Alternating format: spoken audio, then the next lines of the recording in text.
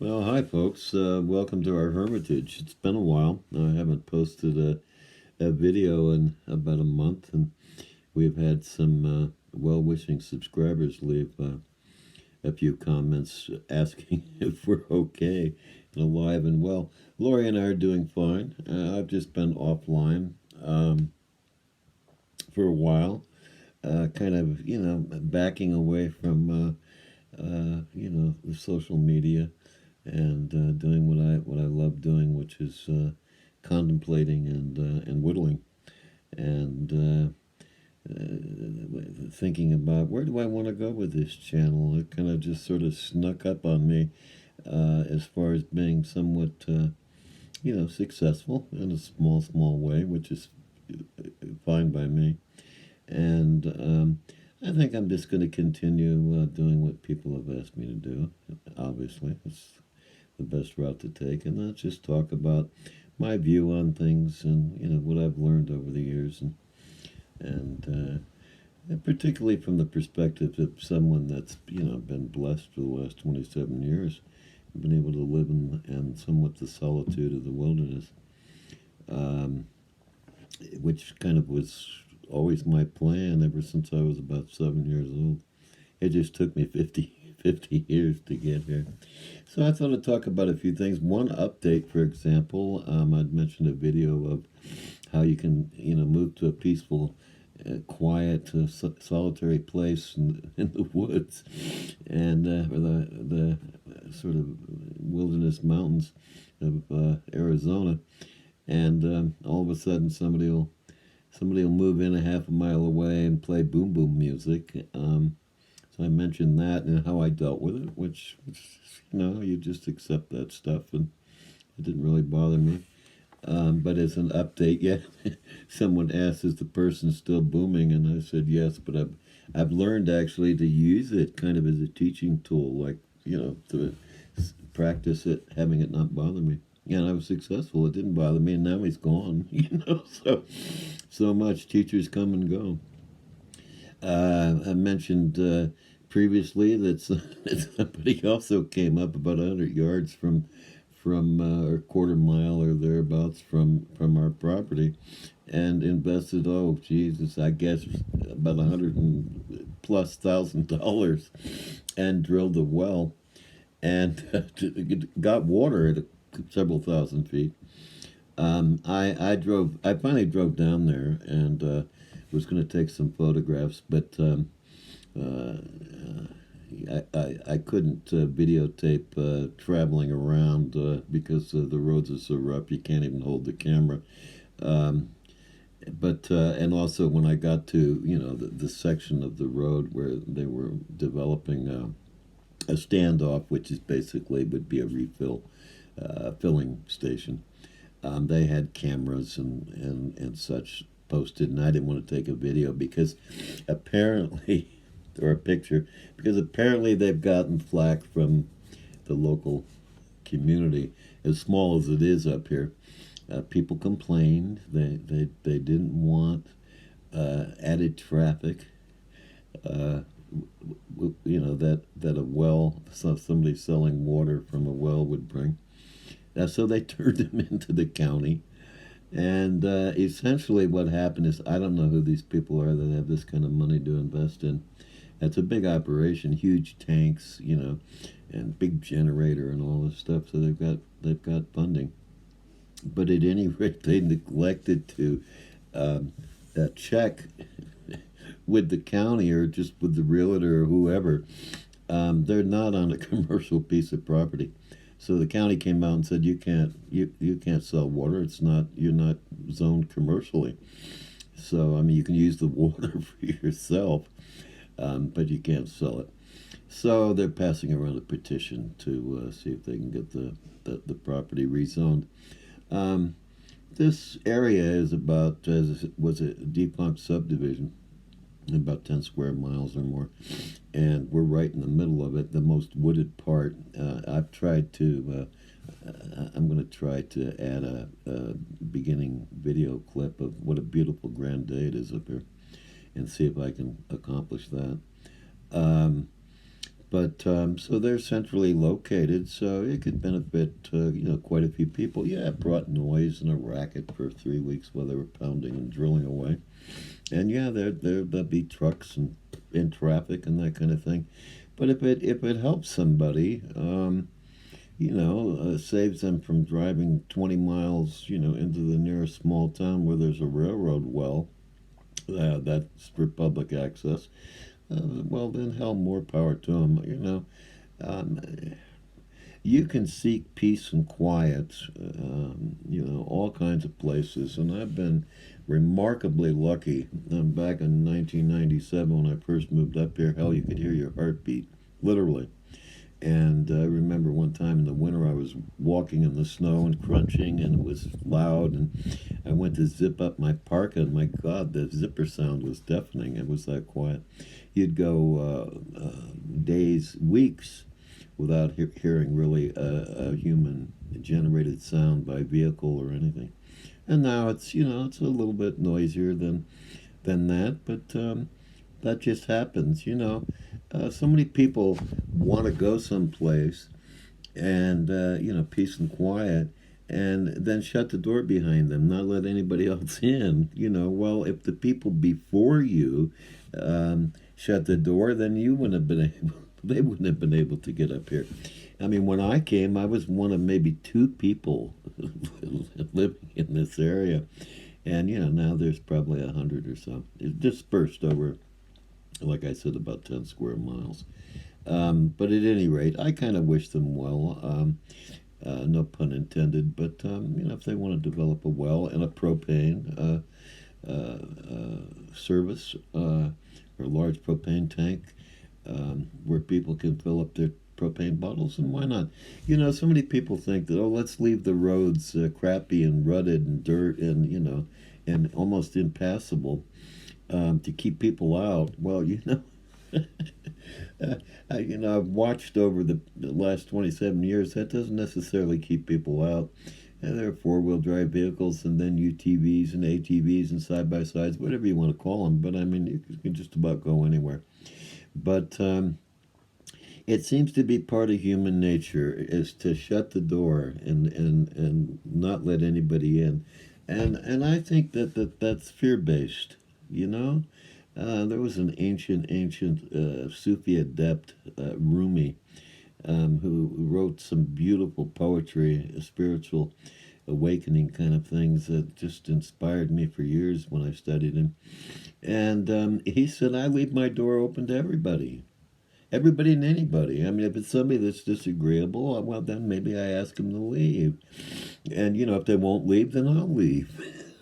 And I thought, what a hell of an attitude. I mean, that's incredible. And, okay, so somebody comes in and steals my cloak. Well, maybe that means I'm going to get a nicer cloak down the road. It leaves room to receive maybe something better, And that's one of the reasons I spent my first 9 years up here in pretty much total solitude, studying all the ancient esoteric belief systems and spirituality, from contemplative Christians to Sufis to Buddhists to Taoists. I just loved their perspective on things and wanted to see if I could pursue that kind of thought process that eventually could lead to inner peace and the magic of understanding the wonderment of the world and the people that live in it. There's a couple of things I'm going to end with on this one, just for fun, that I'm grateful for example. For one, if I can post this little short video clip I did of how beautiful it is up here. I'm grateful for incredible weather when we get it. And I hope that the people that have suffered from some tragic, weather lately and in the past, I hope they equally get to experience some incredible moments of how wonderfully conducive this planet can be for somebody as fragile as human beings. The other thing that I'm kind of grateful for that just came up was I just got an email from Viasat, our internet service provider, And there was a government program about a year ago, maybe 6 months ago, ACP, I think it was called, and they were giving rural internet people, if you qualified, you weren't making a bunch of money, or low income, which we are, and on purpose, I might add. $30 off your internet bill. So I applied, and by golly, I was accepted, and so Viasat um, applied it to our bill, and $30 less is $30 less. Well, we got a notice a while back that the government has run out of money, the ACP, for rural internet, and until it gets refunded, God only knows what that's going to be like. I marvel sometimes at the money that we throw around in the world, but don't take care of our own in many many ways. But in other ways, it's amazing that we get what we get. But anyway, Viasat said so. It's been discontinued, but they intend to continue the discount for 12 months, or until the government maybe refunds the program. Now, how's that for a large corporation? Viasat. They're going to continue the $30 discount for 12 months. I don't think you're going to find that on a lot of other internet service providers. One I can primarily think of that always seems to be screwing around with prices and deception is Starlink. Although I've had people respond in comments that they've had good luck and good fortune with Starlink, and so that's fine. I don't use Starlink. I could, and I realize it would be about the same price as I'm paying now, and it'd be a lot quicker and faster downloads and upload stuff. But personally, I don't want to support a company that is putting satellites up where I can see them in the night sky. I don't find it fascinating to see twinkling star-like objects, only to find out that, they're Starlink satellites. I don't care. One time, Lori and I saw an incredible display in the sky of something, shiny coming and unloading all these sparkly things. It turned out to be Starlink, um, you know, launching more satellites. I often question stuff like that. Like, how does that happen? The sky belongs to everybody. Nobody asked me. Did they ask you? It's the same with going to the moon. Leave it alone. You don't own. Nobody owns the moon just because you go there first and stick a flag. Anyway, but like I said, I'm not really putting the organization down. I just prefer not to support something like that if I don't have to, and I don't have to. The other thing that's kind of interesting about companies and that is, the company that I get my wood from when I whittle.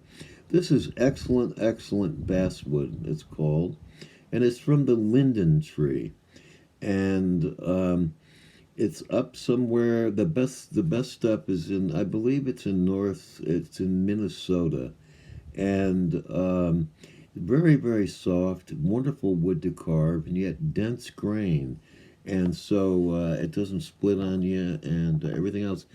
And I found a company called the Heineke family, and they've been doing basswood logging, linden tree logging, and making basswood blocks and blanks. They can come in this size, and mine I usually cut in half to make a 3-inch tall figure.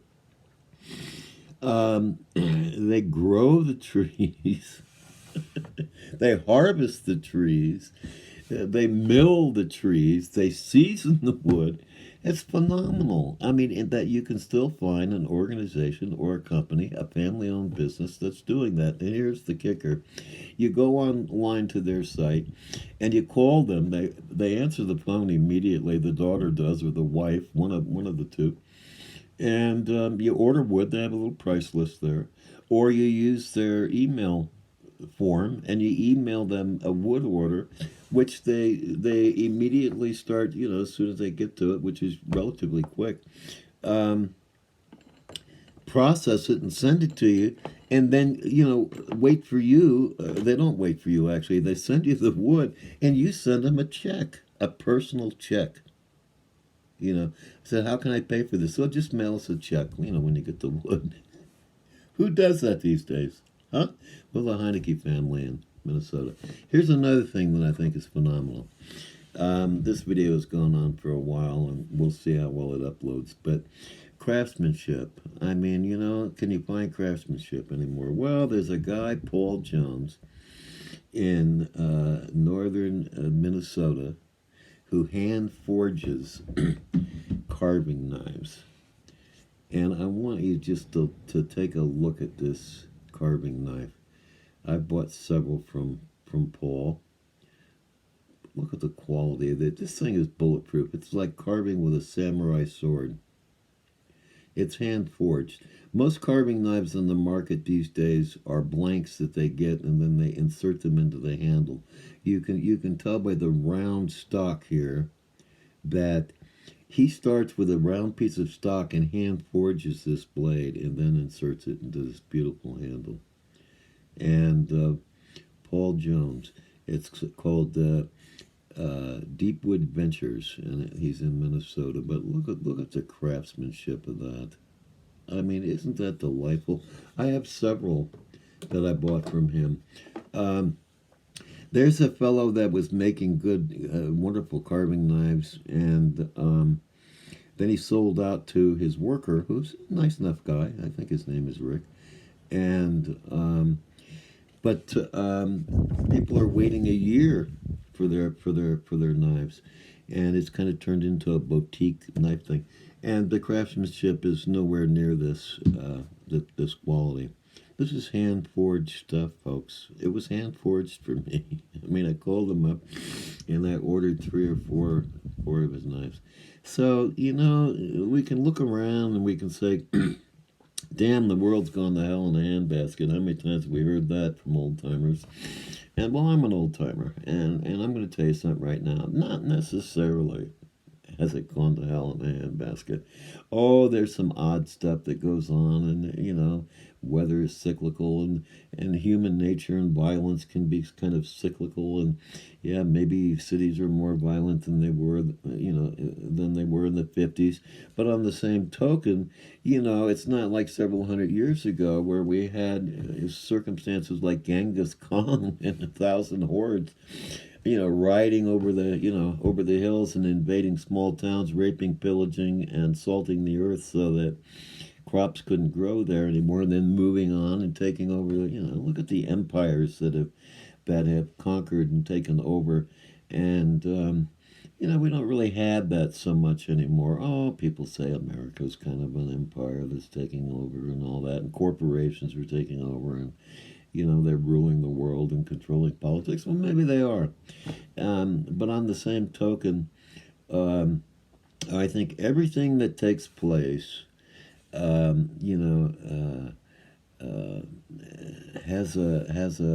a purpose, a paradigm shift. Things can change, and sometimes not for the good, sometimes for what we perceive as good. And so I just always remain positive. We have a choice. You can go through life miserable, and I've spent years doing that.